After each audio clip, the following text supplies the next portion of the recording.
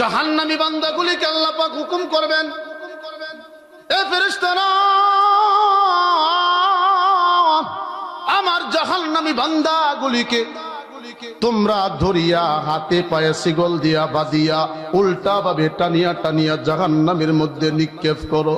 আমি বাইজিৎ থরথর করে কাঁপতেছি, আমার জবানের মধ্যে কোনো উত্তর নাই, আমি তো একেবারে হতভম্ব হয়ে গিয়েছি।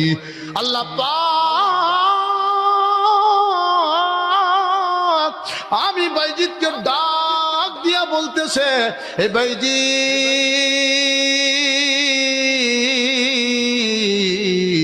থরথর করে কাঁপতেছো, আমি আল্লাহ তাআলার ভয়ে কাঁপুনি জাপুনির দরকার নাই, আমি আল্লাহর কাছে কিন্তু একটা পছন্দনীয় আমল তোমার আছে। সুবহানাল্লাহ কয় না সব? আর জোরে কয় না সুবহানাল্লাহ? আল্লাহ পাক ডাক দিয়া বলতেছেন, হে বাইজিৎ আমার কাছে কিন্তু একটা পছন্দনীয় আমল তোমার জমা আছে, সেই আমলটা কি বলবো নি? বাইজিৎ বলে, হ্যাঁ আল্লাহ বলেন। আল্লাহ বলেন, প্রচন্ড কনকনে শীতের রাত্র, তুমি তোমার ঘর থেকে বের হইলা, হঠাৎ করে শুনতে পাইলা তোমার কানের মধ্যে একটা কান্নার আওয়াজ। কিসের আওয়াজ হতে পারে? আওয়াজটাকে পরিষ্কার করার জন্য আরো সামন দিকে তুমি আগাইতে শুরু করে দিলা। যত আগাইতেছো আওয়াজটা ততই তোমার কানের মধ্যে পরিষ্কার হইতেছে। কাছাকাছি যাওয়ার পরে তুমি দেখতে পাইলা একটা কুকুর চানা কান্না করতেছে। আরো কাছাকাছি যাওয়ার পরে তুমি দেখলা এই কুকুর চানাটার গায়ের মধ্যে ঠান্ডা পানি। প্রচন্ড শীত হওয়ার কারণে কুয়াশার পানি এই কুকুর চানাটাকে একেবারে ভিজায় ফেলছে। তুমি বাইজিৎ তোমার অন্তরের মধ্যে দয়া হয়ে গেল, আর চিন্তা করতেছো আমি তো জাউল উকুল, আমার তো জ্ঞান আছে, কুকুর চানাটা তো গায়রে জাউল উকুল, তার তো কোনো জ্ঞান নাই। জ্ঞান না থাকার কারণে, বিবেক না থাকার কারণে সে তার নিজের জন্য ঘর বানাইতে পারে না, তার জন্য পোশাক বানাইতে পারে না, লেপ কম্বলের ব্যবস্থা করতে পারে না।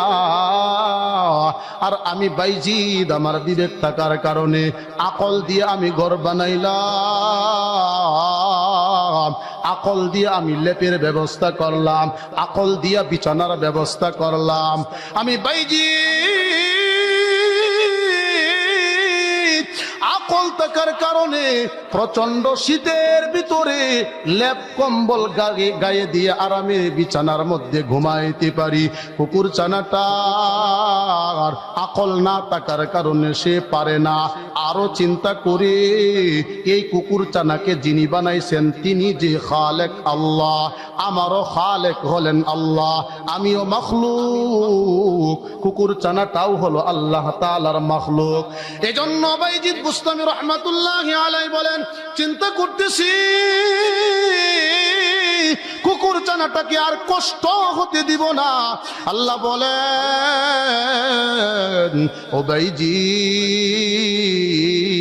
ওই দিন কুকুর চানাটার প্রতি তুমি দরদ দেখাইয়া কুকুর চানাটাকে তুমি হাতে ধরিয়া কোলে নিয়া নিলা, এই কুকুর চানাটাকে বাড়িতে নিয়া নিলা, বাড়িতে নিয়া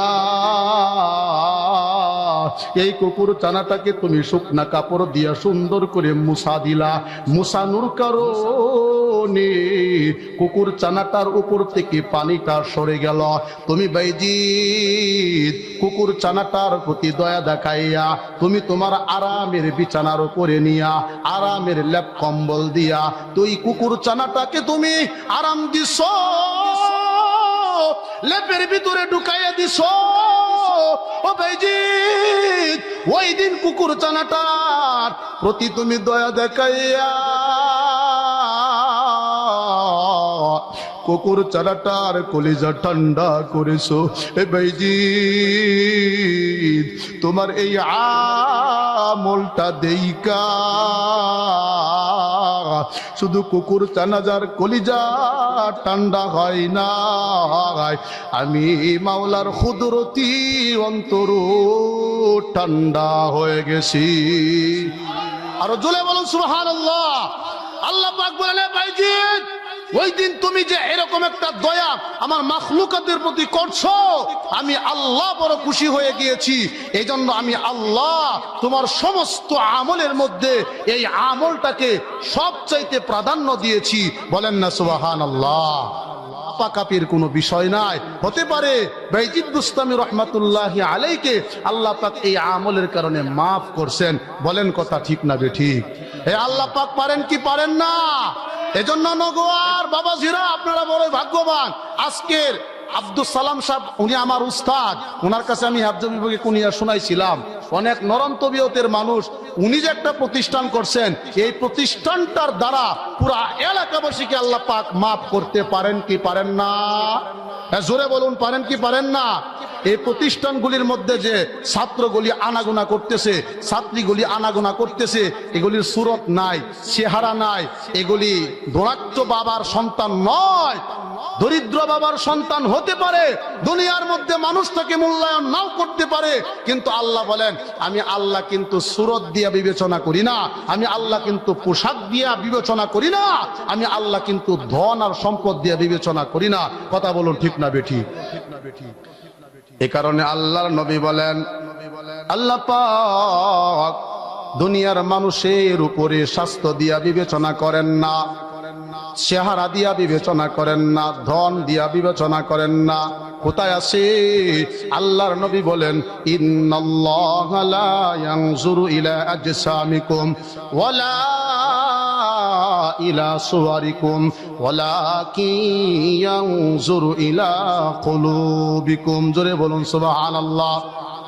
আল্লাহ পাক বিশ্ব নবী রাহমাতুল লিল আলামিনকে ডাক দিয়ে বলতেছেন, ওগো নবীজি